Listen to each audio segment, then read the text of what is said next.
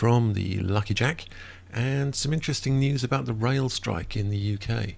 We have a live striking situation. Trains have stopped all over the UK, and the whole country is ground to a halt. And the question is why? So what is the rail strike? When is it? Which trains are running? Why have you got pink hair? Rail passengers are facing severe disruption this week. That's right. A greatly reduced train service is in place because railway workers are striking over pay and job cuts. Yeah, that's what's going on. So when are these things? They're going to be on Tuesday, Thursday and Saturday. And then we're expecting disruption across England, Scotland, Wales on other days because of the time it takes to restore the service. So Tuesday messes up Wednesday, and then it goes back onto strike on Thursday, which messes up Friday, and so on and so forth. How many trains are running? Passengers are advised not to travel, essentially. A map has been published showing the lines operating. Only one in 5 trains is expected to run. So mostly London, coming out of London, the long routes out up to the north. So trains that are running are starting later, finishing earlier, between 7:30 and 6:30. There are no passenger trains north from Glasgow or Edinburgh. Yeah, nothing up here. So none to Swansea and Holyhead. Oh yeah. And Swansea and Holyhead. Where am I? And no trains to Penzance. Penzance is down here. So, in London there's very little service across most of the tube network on Tuesday. On Wednesday there will be no services from before 8. On non-strike days, service levels will vary between different operators. Yeah, that's quite important. It's because in the UK the train systems are run by multiple organisations, not one. I think there's 23. There's a special timetable. Why are so many lines affected? Staff at most companies which operate trains are striking, even when they're not. Services are being disrupted. It's because staff at Network Rail, which maintains the railways, have joined the action. For example, Transport for Wales and Southern Rail, whose workers are not striking, have cut services back. The reason behind it is there's a strike has been called by the National Union of Rail, Maritime and Transport Workers, RMT. That's these people. RMT, welcome to Britain's largest specialist transport trade union. So they are an organisation with 83,000 members, all in the transport industry, mainline, underground railways, shipping, offshore buses, road freight. So this is their website. So that's RMT, and they have tens of thousands of members, including everyone from guards and signallers to catering staff, cleaners. They've called the strikes over job cuts, pays and condition. The union says an offer of a 2% pay rise with the possibility of a further 1% was unacceptable, pointing to the rising cost of living. On the face of it, that sounds fine, but when you start to look at the details of it, it sounds very suspicious or very difficult to justify. I'll explain why in a bit. Inflation is forecast to reach 11%. Yeah, this is because of many factors, but mostly the war in Russia versus Ukraine has caused a lot of issues with oil supply, increasing the cost of oil, and that has had a knock-on effect, driving up the cost of everything. And yeah, this is a major problem. So Network Rail said it could offer a pay rise above 3% only if the union agreed to modernise working practices. So this is the average salaries of a rail worker, and it must be remembered RMT doesn't represent train and tram drivers, only these 4: rail transport operatives, rail and rolling stock, builders and repairers, rail construction maintenance operatives, rail travel assistants. This is the average earning of an average UK worker. And so this is the line in £20,000. This is blue is 2021 and yellow is 2011. So in 2011 the average worker was earning just over 20,000, and now they're earning 25. So the blue line is 2021. So the rail travel assistants are earning significantly more than the average person. Rail construction operatives significantly more. rolling stock, significantly more than the average person. Rail transport operatives, significantly more, and that's not including train and tram drivers who are not involved in this strike but are sitting at home doing nothing at the moment. Huge amounts of money, and yet they're going on strike demanding more money at a time when everything is costing much more money and the country doesn't have this money to give them. It's not only that, but the train service has almost collapsed because of the pandemic. I'll come to that in a second as well. So that's the map of all the closed lines. This is the costs. This is how much a normal person earns in figures.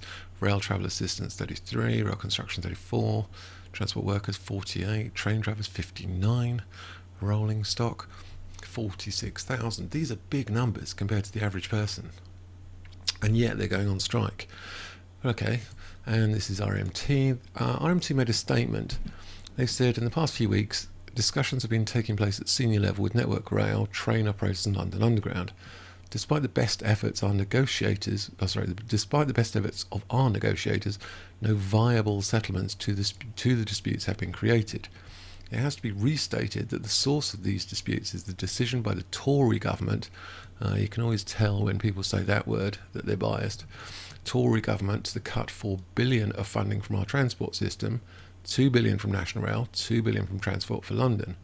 As a result of this transport austerity, another key trigger word, imposed by the government, the employing companies have taken decisions to savage, emotive language, the Railway Pension Scheme and Transport for London scheme, cutting benefits, making staff work longer and poorer in retirement while paying increased contributions.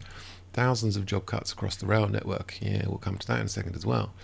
Attacking terms, conditions and working practices in a form of internal fire and rehire, cutting real pay for most of our members through lengthy pay freezes and below paint of inflation pay proposals. In the face of this massive attack on our people, the RMT cannot be passive. So a strike's going on. So this is from the BBC, working out how much train drivers are being paid, although this doesn't really help because the RMT doesn't represent train drivers. But that's just the BBC for you. When you look at these added together, you get a median salary of 44. If you add that in, I think it's higher. But they're not, as they say, it's not produced. They're not involved in the RMT strike.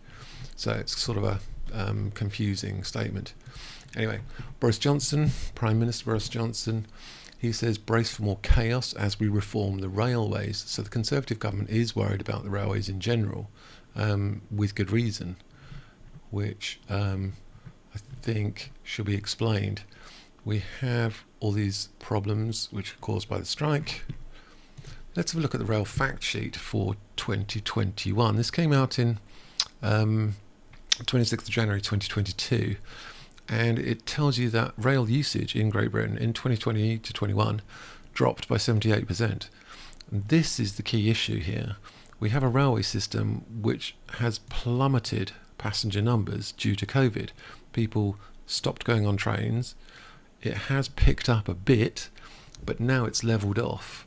And the word in the news seems to be that it's always going to be like this. People have realised they don't want to go to work on trains anymore. They don't want to go to offices in London. The big companies in London are thinking about selling their expensive skyscrapers because nobody wants to go on trains, nobody wants to go and commute if they can do everything from home. So the world of work has changed forever. It's not going to go back to the way it was. So there is a major issue here. We've dropped 78% of our passenger numbers. It has picked up a bit, but nowhere near enough. Performance has picked up. Well, I hope it would. With you've lost 80% of the actual users, it should get better punctuality. But anyway, complaints have gone down pretty much in line with the number of passengers have gone down. So which makes me laugh. So how many workers are actually working for the train service? Well, 63,000. There are 63,000 full-time equivalent employees across TOCs. TOCs are train operating companies, TOC, 23 of them. So there are 23 organisations that run all the trains in the UK that by franchise. They're private companies. They make profit for themselves, but they're often supported by government financially. They have 63,000 employees. The government wants to cut 2,500 of this 63,000, which seems reasonable considering we've had a drop of 78% of passengers. And it looks like it's staying that way. So this is the line of use, and then boom, it just drops through the floor. Pandemic, just no one goes on the trains. Passenger demand, railway journeys, commuting, punctuality increased, I should hope so. It's a safe form of transport, dropped through the floor there. Finance though, this is where the key problem is. Government funding of rail in Great Britain has increased. Straight up there, that line. Net subsidies to these train operating companies in Great Britain, it's just gone almost vertical. What's happened is the government has had to step in and take over the revenue which has disappeared. So in 2019 to 2020 there was £11.7 billion of revenue coming from passengers, and that drops in 2020 down to 2.5. So to counter it, the government was giving 11.2 billion in 2020 and has had to double what it's doing. Well, 97%? Yeah, 97% increase to cover the lost revenue. So essentially, the government is paying every single missing passenger. Every single one that's missing is being paid by the government. And they can't sustain this because this is coming from taxpayers' money. This isn't magic government money. This is taxpayers' money. We are essentially filling empty trains and paying these train companies and also paying enormous wages for these people, for these 63,000 people who are all on incredibly high wages comparatively. So it seems strange they go on strike when the government is suddenly having to pay so much money to keep them afloat. But you might say, but Captain, the train system in the UK is fantastic. It's the best thing in the world. And it's the cheapest in the whole of Europe. I don't know if you would say that, but if you were likely to say that, you might be like this guy. This guy from a website called Seat 61. He is the man in Seat 61, and he says if you book a train journey a month in advance, perhaps from London to Sheffield, and it'll pay £12.50. If you go at 12:03 a month ahead, and you compare that to Paris, it's 27. Compare it to Rome to Florence, it's 29. Nuremberg to Kassel, it's 35. So Great Britain is the cheapest. It must be the best by far. That's booking it 1 month ahead, and I was flabbergasted by this. I was astounded. British Rail, well, the British train system, cheapest and the best in Europe. Can't be so. But I'm looking at the facts here, so I thought maybe I should check. I don't really normally believe random people. I normally check things. So let's have a little look. National Rail Inquiries. What have we got here? Departs 12:02, London St Pancras, goes to Sheffield. So what we're doing, London to Sheffield, 12 o'clock on the 12:03. Yeah, London St Pancras, 12:02. Arrives in Sheffield, £43.50. It's not £12.50. And I booked it 1 month ahead. It's currently the 21st of June. And I booked this one for the 21st of July. It's £43.50. So don't be lying. And you might think, well, maybe this one's different as well then. I had a look at that as well. What have we got here? Where's my thing? Paris Gare de Lyon to Dijon on the correct date, 21st of July, at the correct time, £37.87. £37.87. In the UK, it's not £12.50. No. It's 43, my friend. £43. And if you go from Paris Gare de Lyon to Dijon, you can, if you wait 6 minutes, you can get it for £14.43.